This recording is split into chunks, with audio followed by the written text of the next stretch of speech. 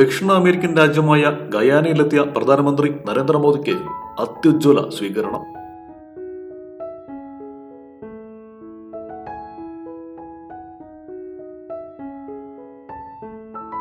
അഞ്ച് ദിവസത്തെ വിദേശ സന്ദർശനത്തിന്റെ ഭാഗമായാണ് നരേന്ദ്രമോദി ഇന്ന് ഗയാനയിൽ എത്തിയത്. 56 വർഷത്തിനിടെ ഇതാദ്യമായാണ് ഒരു ഇന്ത്യൻ പ്രധാനമന്ത്രി ഗയാനയിൽ എത്തുന്നത്.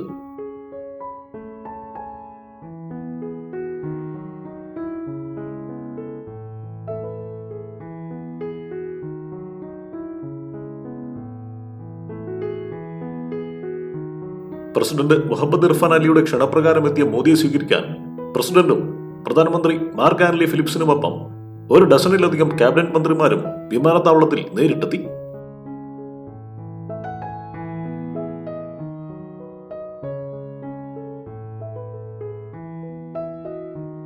വിമാനത്താവളത്തിൽ നിന്ന് ഹോട്ടലിലേക്ക് പോയ മോദിയെ സ്വീകരിക്കാൻ ഗയാന പ്രസിഡന്റിനൊപ്പം ഗ്രനേഡ പ്രധാനമന്ത്രി ഡിക്കൽ മിച്ചൽ, ബാർബഡോസ് പ്രധാനമന്ത്രി മിയാമോർ എന്നിവരും എത്തിയിരുന്നു.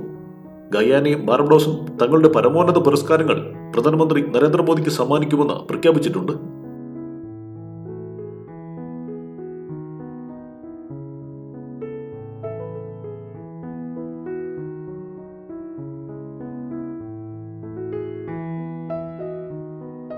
ഗയാനയുടെ പരമോന്നത ദേശീയ പുരസ്കാരമായ ദി ഓർഡർ ഓഫ് എക്സലൻസ്, ബാർബഡോസിന്റെ ഉന്നത ബഹുമതിയായ honorary order of freedom of Barbados എന്നിവയാണ് മോദിക്ക് സമ്മാനിക്കുക.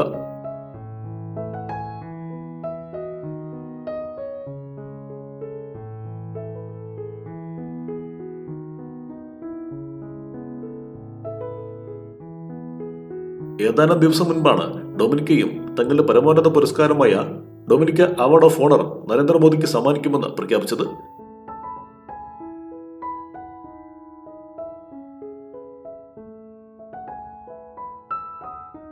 ഇതോടെ പ്രധാനമന്ത്രി നരേന്ദ്രമോദിക്ക് ലഭിക്കുന്ന അന്താരാഷ്ട്ര അംഗീകാരങ്ങളുടെ എണ്ണം 19ആയി.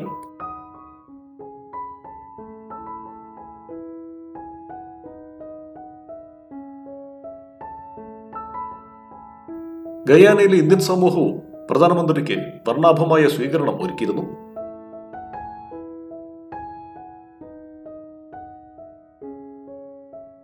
ഗയാനയിലെ ക്യാബിനറ്റ് മന്ത്രിമാർ ഉൾപ്പെടെയുള്ളവർ ഈ സ്വീകരണ ചടങ്ങിലും പങ്കെടുത്തു.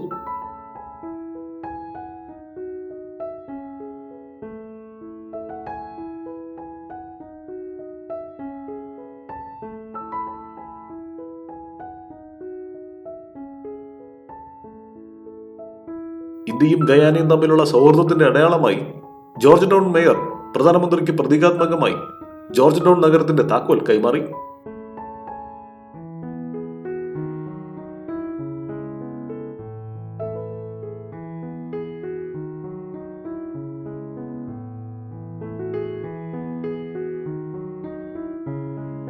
ബ്രസീൽ, നൈജീരിയൻ സന്ദർശനം പൂർത്തിയാക്കിയ ശേഷമാണ് പ്രധാനമന്ത്രി ഗയാനയിൽ എത്തിയത്.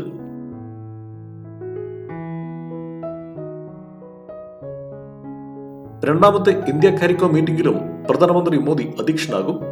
കരീബിയൻ കമ്മ്യൂണിറ്റിയായ കാരിക്കോം മേഖലയിലെ സാമ്പത്തിക സഹകരണവും ഏകീകരണവും വർദ്ധിപ്പിക്കുന്നതിന് പ്രവർത്തിക്കുന്നു.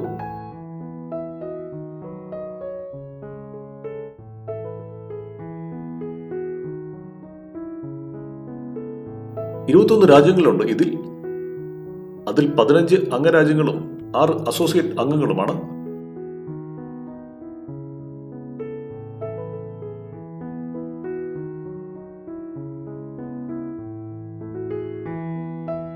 പൈതൃകം, സംസ്കാരം, മൂല്യങ്ങൾ എന്നിവയെ അടിസ്ഥാനമാക്കിയുള്ള തങ്ങളുടെ അതുല്യ ബന്ധത്തിന് തന്ത്രപരമായ ദിശാബോധം നൽകുന്നതിനെ കുറിച്ചുള്ള കാഴ്ചപ്പാടുകൾ ഞങ്ങൾ കൈമാറുമെന്ന് പ്രധാനമന്ത്രി മോദി തന്നെ സന്ദർശനത്തിന് മുന്നോടിയായി എക്സിൽ കുറിച്ചിരുന്നു.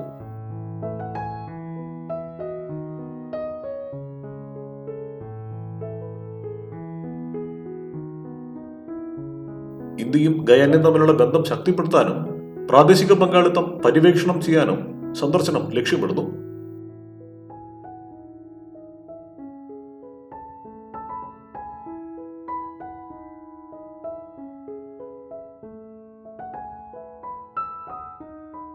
മോദിയുടെ സന്ദർശനം ഇരു രാജ്യങ്ങളും തമ്മിലുള്ള ബന്ധത്തിലെ നാഴികക്കല്ലാണെന്ന് ഗയാനയിലെ ഇന്ത്യൻ അംബാസഡർ അമിത് ദസ്തലാങ് പറഞ്ഞു.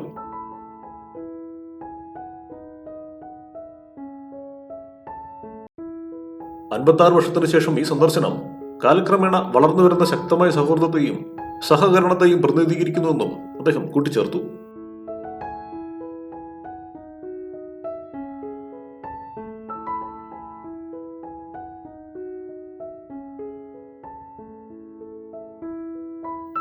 ഗയാന പാർലമെന്റിനെയും ഇന്ത്യൻ സമൂഹത്തെയും പ്രധാനമന്ത്രി നരേന്ദ്രമോദി അഭിസംബോധന ചെയ്യും.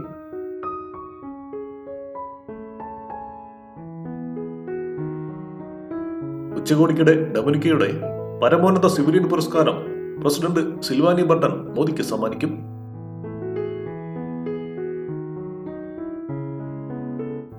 കരീബിയൻ രാജ്യങ്ങളുടെ കൂട്ടായ്മയാണ് കാരിക്കോം അഥവാ കരീബിയൻ കമ്മ്യൂണിറ്റി.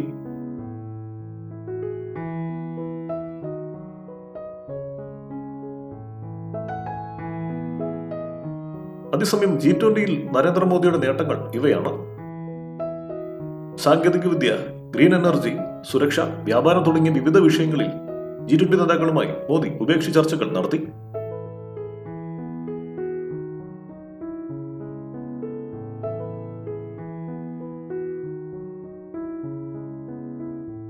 ഇന്ത്യ UK സ്വതന്ത്ര വ്യാപാര കരാർ ചർച്ചകൾ അടുത്ത വർഷം പുനരാരംഭിക്കുമെന്നും ബ്രിട്ടീഷ് പ്രധാനമന്ത്രി കിയർ സ്റ്റാമർ അറിയിച്ചു. വിജയ് മല്യ, നീരവ് മോദി എന്നിവരെ കൈമാറണമെന്ന് മോദി നേരിട്ട് ആവശ്യപ്പെട്ടു.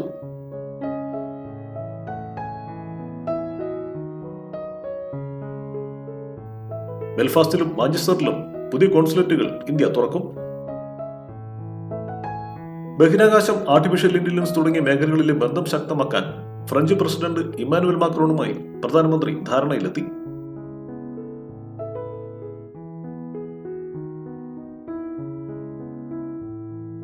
ഇറ്റാലിയൻ പ്രധാനമന്ത്രി ജോർജിയ മെലോനിയുമായുള്ള ചർച്ചയിൽ സഹകരണം ആഴത്തിലാക്കാനുള്ള India Italy joint strategic action plan 2025-29 അവതരിപ്പിച്ചു.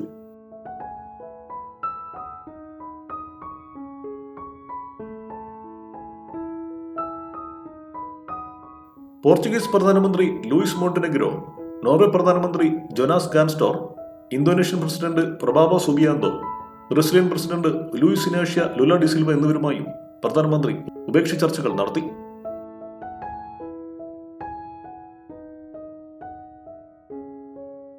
Egyptian president Abdul Fattah al Sisi, ദക്ഷിണ Korean president Yoon Suk Yeol, Spanish പ്രധാനമന്ത്രി പെഡ്രോ സാഞ്ചസ്, സിംഗപ്പൂർ പ്രധാനമന്ത്രി Lawrence Wong, US president Joe Biden, European Union president Ursula von der Leyen, IMF deputy managing director Geetha Gopinath, UN secretary general Antonio Guterres എന്നിവരുമായും പ്രധാനമന്ത്രി സംഭാഷണങ്ങൾ നടത്തി.